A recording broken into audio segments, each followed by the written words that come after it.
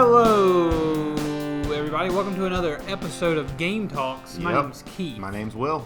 And this is our show where we talk about video games. Mm-hmm. Will, how you been? Hence the name. I've been well, Keith. I've been well. It's 2020. It's 2020. We're a year older. We're a year older. A year wiser. Hopefully. Yeah. Surely. Hopefully. I definitely am. I don't know about you. I don't know. I may have regressed. I may have peaked already and just headed downhill slowly from there. Yep. Aren't we all, though? Yeah. Aren't we all? But the most importantly, Keith, we got another year of video games under our belt. That's belt. right. 2019. It was a big year for video games, too. It was a big year. A lot of good video games came out. Mm-hmm. But I would say I didn't play a lot of 2019 releases. I played several. Kind of same. I think I hit the big ones. Mm-hmm. Most of the big ones. I hit all the big Nintendo ones for sure. Yeah, I did not. I hit some of the big Nintendo ones. Mm-hmm. One of the big Nintendo ones, I think maybe just one and a half, I guess. 1.5, yeah. 1.25. Yeah, let's say 1.25. And then a couple of, my genre, one of my favorites is like a third-person action game. Mm-hmm. That's one of my favorites. And I think I hit the big ones out of that. Yeah. I can tell by the way you were watching me play Dragon Quest, and you were like, yeah, but what if it was a third-person action game instead? Yeah. What if you were mashing buttons? I do love to mash a button. It's fun. There's some kind of like carnal pleasure about that. There is. It's hardwired into our brains. It's the dopamine. Mm-hmm. Tactile feedback. We like it. Mm-hmm. But anyways, the actual games. We can go into the mechanics of video games and all that stuff, but we're here to talk about the big ones from 2019 of the year. And I think the way we're going to do it, Keith, is I think we're going to each bring our 3 favorites. Yeah. And then at the end, we're going to play a fun little guessing game where we try to guess each other's goatee. Okay, gotcha. So maybe we'll deliver our 3. Each one give like some pros and cons, what we liked. Mm-hmm. If there's anything we dislike, just give a little rundown of our 3 we've chosen. Okay. Of our top 3 of the year. Yeah, we're gonna try to not go too long. Okay. Right? Yeah, that's my goal. Not go too long. Do we want to flippity floppity or do you want to go 3 and 3? Oh, we're flippity floppity and Keith. Okay. All right.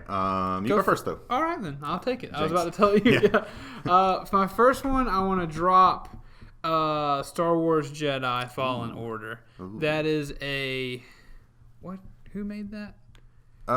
It's the studio Respawn Entertainment. I was about to say Remedy, but I was going to say EA, but that's not how that works. But that was Control. EA published. Yeah. But Jedi Star Wars Fallen Order, it was a Star Wars game. It was beautiful. It was beautiful to look at. It was fun to play, just like a third-person action game. It was in my wheelhouse. There was climbing. There was swinging of a lightsaber. I love Star Wars. It was a big Star Wars year. I had the utmost joy streaming and playing that game. It wasn't particularly difficult. The last boss fight was a bit of a difficulty spike. Okay. But other than that, it wasn't quite the challenge. But it surprised me with a Star Wars story that I'm happy to be canon Star Wars. And it is canon. Yes. Okay. People have mentioned that. Okay. I think. Sweet. That is cool. I think Disney was allowed to be a part of, the creation. I think they were asked about it. I did see a headline recently where apparently whenever they pitched the Jedi game, they were like, "What? Wouldn't you rather do like blasters and bounty hunters than lightsabers and Jedi?" And Respawn was like, "No, we want to do a Jedi game. This is what we're doing." But Force powers, everything. It made you feel it was fun to be a Jedi. There were a lot of secrets thrown in that were fun surprises. BB-8, not BB-8, BD-1, the droid, lovable little droid. He's new to this? He is new. Okay. He is new. Yeah. He is a new droid. There was only like one character in it that was from. There were like allusions to others, but there was only like one. Hey, look, that's the guy. I feel like that's the way to do it. You don't want to get bogged down. I agree. But yeah, and it takes place between episodes 3 and 4. Is that how that works? Classic. Yeah. The Jedi are gone. Not quite. Yeah. But Jedi Fallen Order. It is a top 3 game of mine of the year, no question. I'm very glad. You don't have it on a disc. I don't. Okay. I'll play it one of these days. You'll play it. I like Star Wars, Keith, but generally I have more of like a meta interest in Star Wars, if that makes sense. I'm sorry, I'm just confused at why there's like... Yeah, no, I was out there a second ago. There's a dude with like a log truck out there. Okay, beeping his little horn? Yeah, I probably should have told you about that in case he was planning something nefarious with those logs. No, I doubt it. Okay. I'm going to crush that building with my logs. Yeah. I mean, he looked like he was up to something. I hope that guy doesn't ask me what I'm doing. All right, tell me your first Jedi Fallen Order. Keith, which one am I going to start with? I'm going to start with this little Green Boy. Green Boy. Yeah. Now, I always feel weird about bringing remakes to goatees. But this is one I've never played before. Yep. It's basically a new game to me. I'll let it count. Okay. We'll allow it. The council allows it. Thank you. Otherwise, I was only going to have 2. Yeah. So, very I don't like to use this word because it feels like it's minimizing this game, but I mean, very cute game. It is. Very cute game. Very visually appealing. Good music. Slight spoilers. It's a very dreamlike game, and it conveys that well with its visuals and its kind of musical style. Everything kind of sounds like it's on little tiny instruments and all that stuff. It conveys it really well. Classic 2D Zelda format. You're going through dungeons. You're getting a new item to complete the dungeon. You're beating the boss with that item. Surprisingly heartfelt story. Not super deep, mind you, but I mean there are moments that punctuate it that stand out, like Link and Marin on the beach. That's the thought that came to my mind as well. Them on the beach and how that line gains their little conversation gains more meaning once you learn more about the island later on. Yeah. Just little things like that, stuff that you don't really get out of Zelda games very much. So it was a very special Zelda game. And I'm glad that they remade it because honestly, I was probably never going to fully play it on the Game Boy because it was just so annoying with the only 2 buttons. The button, yeah. I would never have touched it knowing that. I might have watched a playthrough, you know. But I went into the game. I knew the spoilers still affected me. It was a good moment, great moments throughout the game. I love the anime opening and the anime bookend. It. Very good. I like that. When I saw that, and this is a game that I also played. Some of these games, both of us played. Some of them we didn't. But the bookends of that, I was like, I'd watch that anime. I don't watch anime, but sure. I'd watch that one. Yeah, that's how I feel with the new Pokemon short, that's going on. I was like, let's just make the whole anime this. But, so that's my first game I'm bringing to the table. Link to the Past. Not Link to the Past. Link's Awakening. Link's Awakening. I'm sorry. They're similar. I'm sorry. Yeah. I hear a lot about Link to the Past. Yeah. I've played part of that. Okay, my second game. I don't want. I'm sorry, buddy. I want to take the wind out of your sails. It's your awakening. My second game I'm going to bring Sekiro: Shadows Die Twice. That was a 2019 release. That game was a thrill ride. It was an experience. Very few games have made me feel like, a lot of times I finish a video game, whether it was a little bit tough or not, I think, okay, like it wasn't a real accomplishment. It's a video game. Yeah. Sekiro is an accomplishment. I consider that to be. I mean, I don't want it on my gravestone, but I've at least on the resume. I count it a badge of honor to have completed this particular From Software game, and it was just an experience. I've never experienced such lows of pain and agony, as well as such high peaks of joy and rejoicing. I imagine it rebounds between them pretty quickly. And it does. Yeah. Like you feel complete despair, and then you'll you're almost there, and you're like, this is the one, this is the run, and you finally beat the guy. Yeah. There are several moments on the Twitch channel of me just like with my jaw dropped, like I did it for different bosses, but it's a special game. There's nothing quite like it. The combat, I have to say, is probably second to none when it comes to swords. Making it feel like you're not just, because a lot of games when you have a sword, it's like you're swiping through someone, but nothing's really happening to them. Yeah. This is like actual sword fight. I'm hitting you and you're blocking me with your sword, and eventually I wear you down, and then I can actually hurt you. Yeah. And it feels legitimate in that way. You're getting a phone call, Will. My alarm's going off. Uh-oh. Luckily you're not sleeping. But true. Sekiro: Shadows Die Twice, an absolute top 3. Really ought to be on just for what it accomplishes, and it's just a technical marvel how they made sword combat like that in a video game. It's amazing to me. I wouldn't even know where to begin.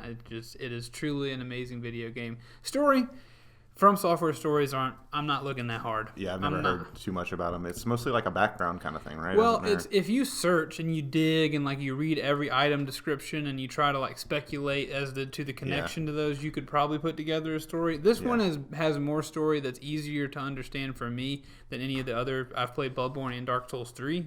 Those two, without help, I have no idea. Yeah. But Sekiro, I kind of a little bit understand. But even still, it's not the most compelling thing for me. But that's something to say about the whole video game is that I don't even care. Yeah. I don't care at all. That it's still a GOTY contender, even though I think it's that kind of storytelling is not for me. Yeah. Nice. Excellent. My turn? Next. Yes, of course. Okay. All right, Keith. Talking about it now, we're bringing it to the table. Pokemon. Everyone was upset about this game before it came out. We talked about it several times. Yeah, I think people are still a little upset, but people did enjoy the game. There are faults, I guess. I mean, it could be better. It could definitely be better, but there's just something about I always feel weird bringing Pokemon to a GOTY discussion too, because I feel like all Pokemon really has to do for me is show up. Yeah, like everything I love about it was established in Red and Blue. Yeah. But this game did kind of elevate that. It took the concepts from like Pokemon and it bumped them up to 11. Just with the gym battles, the music I loved. I love this. The Dynamax won me over immediately as soon as you Dynamax. You do the first Dynamax battle in the gym, and the crowd starts singing. Yeah. I was like, oh, they're into it. And once I saw they were into it, I'm like, oh, I'm into this too. Some context. Yeah, I love it. And like, I know you didn't get near the end, but whenever you fight your rivals in the finals at the end, their themes are the same, but it's interjected with like claps from the crowd and like cheers. They're like singing along to the themes basically. Nice. And just like this, it made me feel like I was in the world of Pokemon in a way that I haven't really before. I felt it in other ways before, but I really felt like, oh, I get why people are super into battling. I get why this world exists this way, at least in Galar.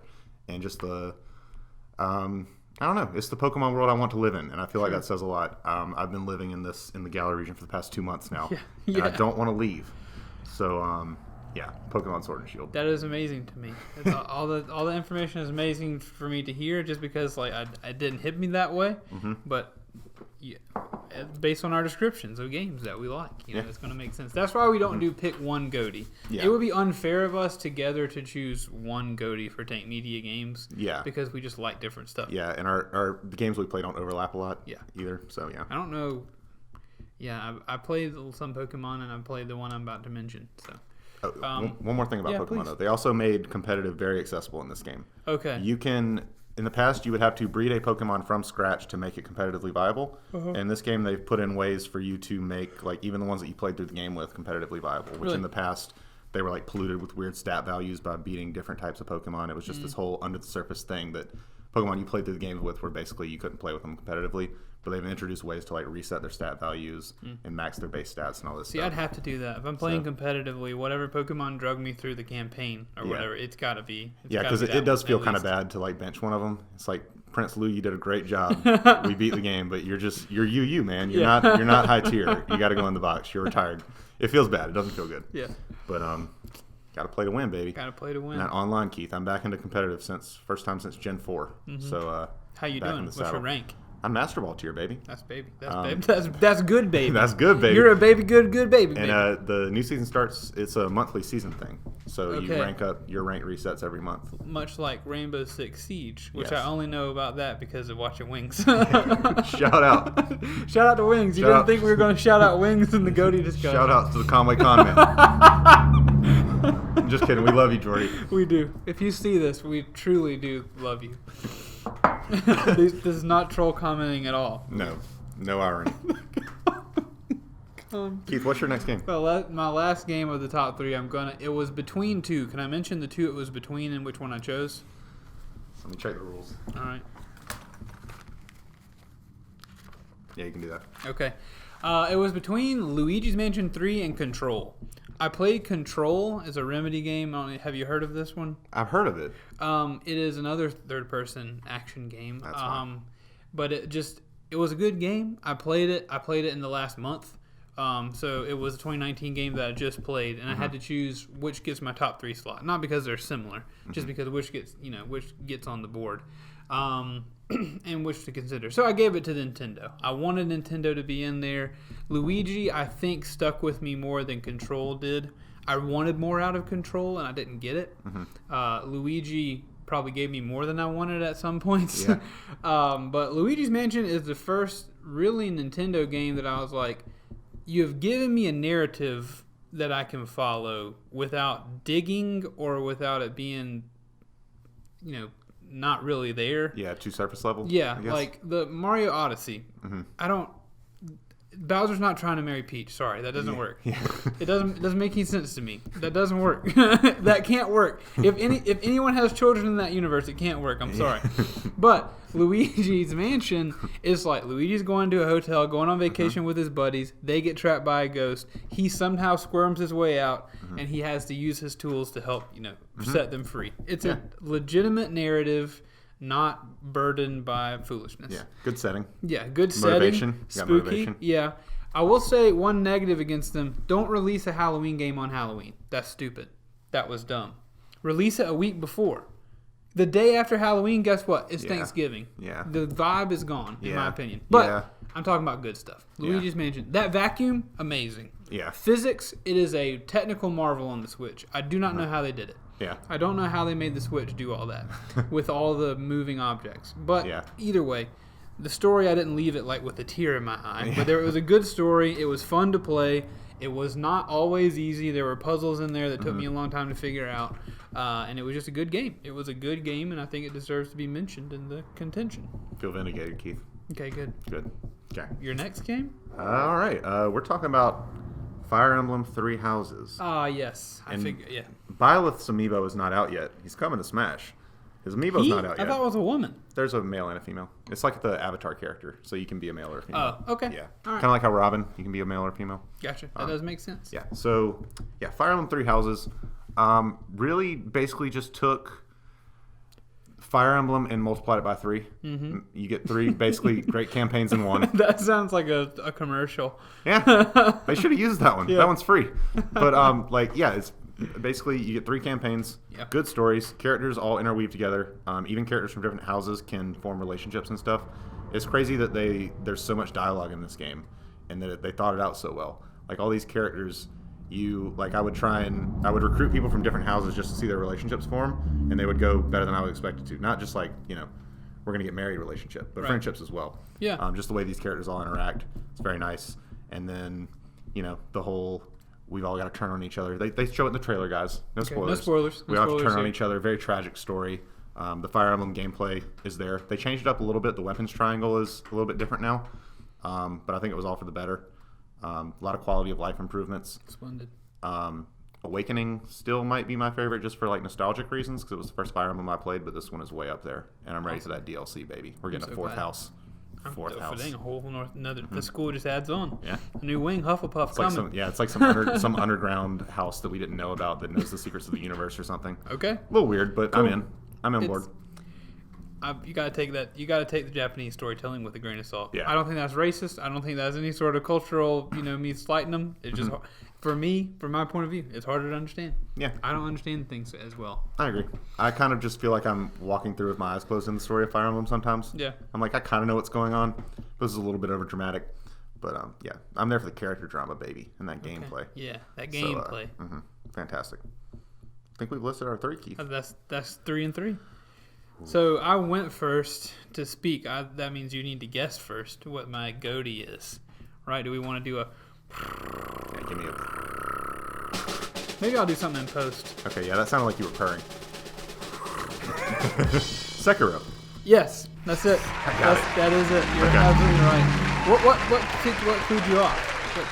That was the one you talked to me the most about while you were playing through it. Mm-hmm. It seemed to have more of an impact on you. It does. It's just it wasn't a question. Yeah. It wasn't. It was like, what's Sekiro? Then what other 2 do I talk about? Yeah. Just because no other video game, even From Software included, has made it feel like I went through something. Not narratively, but like there is a meta narrative of me trying to defeat that game.